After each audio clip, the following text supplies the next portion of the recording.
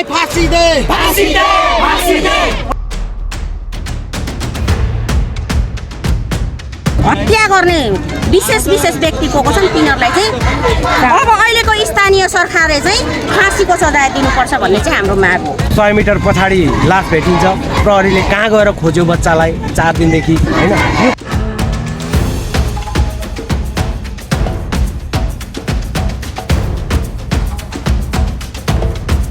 हत्यारालाई फाँसी दे, फाँसी दे, फाँसी दे।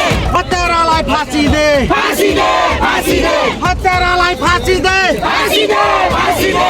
हत्यारालाई फाँसी दे, फाँसी दे, फाँसी दे। प्रहरी प्रमुख राजमाते। नमस्कार, मेरो नाम ठाकुर प्रसाद खतिवडा। म यही सिमराको बासिन्दा र व्यापारी पनि।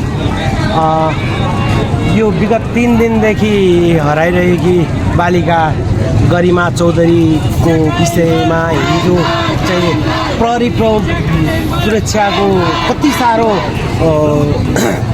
लापरवाही देखिन्छ यसमा।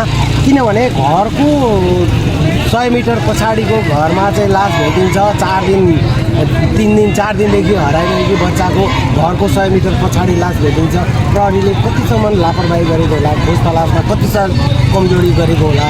अब यो कुरालाई प्रहरीले मध्यनजर गर्दै अब हुने यस्ता खालका घटनालाई न्यूनीकरण गर्नलाई र हाम्रा बालबच्चा प्रमुखता हाम्रा भएका घरमा भएका बालबच्चाको सुरक्षा प्रहरीले भन्दा पनि आफैले गर्नुपर्ने स्थिति देखिएको छ। प्रहरीको एउटा उनीहरूको काम हो।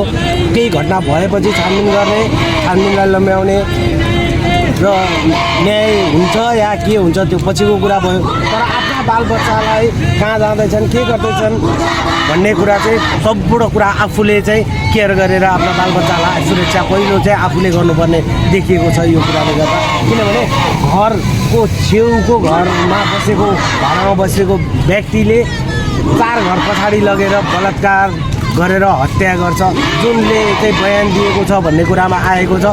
जुन चाहिँ घटना भएको करिब आधा घन्टा बच्चा हराएको परिवारलाई थाहा हुनुभन्दा अगाडि नै यो सबै काम कुरा भइसकेको भन्ने कुरा आएको छ।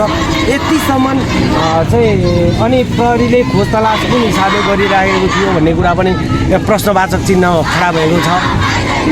100 मिटर पछाडि लास भेटिन्छ। प्रहरीले कहाँ गएर खोज्यो बच्चालाई 4 दिनदेखि हैन। यो कुराहरू चाहिँ अलिकति भित्रै मनमा यो विषयमा चाहिँ बोल्नै अप्ठ्यारो लागिरहेको छ र बच्चाले न्याय पाउनुपर्छ र त्यो जो पीडक छ, जो हत्यारा बलात्कारी यस्तो घुमाउना हरकत गरेको छ उसलाई चाहिँ नेपाल सरकारले कानुन संशोधन गरेर जतिसक्दो छिटो कानुन संशोधन गरेर भए पनि उसलाई चाहिँ फाँसीको सजाय, मृत्युदण्डको सजाय तोकेर उसलाई मृत्युदण्ड दिनुपर्छ र फेरि पनि यस्ता घटनाहरू कम हुन्छ, दोहोरिँदैन भन्ने मेरो एउटा। नमस्कार, म भावना सन्देशी हो। म यहीँको स्थानीय हो। मैले त यो बलात्कारै हो हैन। अनि त्यहाँदेखि अब यो जुन दिन चाहिँ अब फर्स्ट दिनमा चाहिँ प्रशासन आउँदाखेरि अब राम्रोसँगले प्रत्येक ठाउँमा चाहिँ उहाँहरूले चाहिँ के अरे अनुसन्धान गरेर हैन राम्रोसँग निरीक्षण गरेको भएदेखि सायदै बच्चा त्यही दिन भेटिने रहेछ हैन। अहिले जुन घरलाई चाहिँ आशंका गरेको छ जुन बच्चाको बाबाले, त्यही घरमा चाहिँ अब हल्का गनाएको अवस्था पनि छ अहिले हैन। भित्र पस्दाखेरि अनि पर्फ्युम छर्केको अवस्थाहरू छ त्यो कोठामा हैन। अनि त्यहाँदेखि अब उसले त्यो जुन मैले हत्या गरेको हो भन्ने बच्चाले चाहिँ व्यक्तिले चाहिँ के भन्छ अरे भने मैले यहाँबाट चाहिँ उता लगेर गरेको भनेको खालको कुराहरू छ हैन। अनि हामीलाई त्यहाँनेरि के डाउट छ भने त्यो एउटा के अरे नाबालक भनिएको छ हैन। नाबालकले एउटा 3-4 वर्षको बच्चालाई त्यहाँ लगेर दिउँसो त्यतिखेर 9 बजी 10 मिनटदेखि लिएर 15 मिनटभित्रमा बच्चा गायब भयो। गायब हुने बित्तिकै खोज्दाखेरि कोही पनि नभेटिएर कसैले पनि नदेखेको अवस्था। अनि सधैँभरि ऊ गएर त्यही घरमा बस्ने अवस्था हैन, सधैँ त्यही बस्ने अवस्था।